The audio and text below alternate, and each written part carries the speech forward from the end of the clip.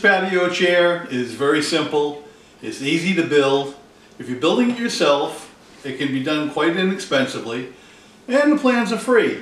They're available in a PDF download, and if you look at the video description just below the video, you'll find a link to the download page. You can download the PDF, print it out, go in your shop, start making sawdust. You can make a few of these. They come apart easily. This is made out of pine and spruce, KD spruce studs. It's what I used for the struts.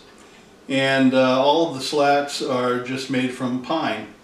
And I bought this material from a big box home store. And it takes a little bit of time, but not too bad. It goes along pretty fast. And Gidget here seems to like it. She hasn't started chewing on it. So why don't you try making one yourself? I'd appreciate it if you would like my video, or if you don't like it, give it a thumbs down. Either way, interact. And please subscribe to my videos and share them. I would appreciate it if you'd share them.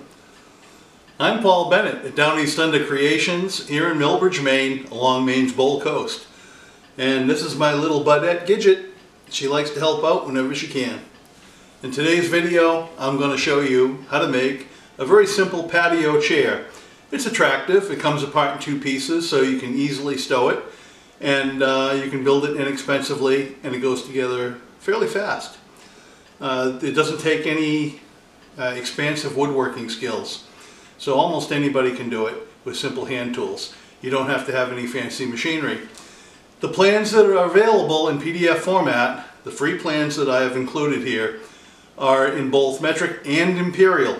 So my metric friends can also build it.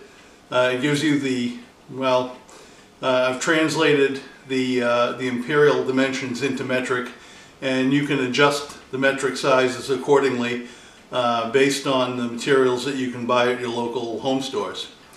So I hope you enjoy it, and thanks for watching.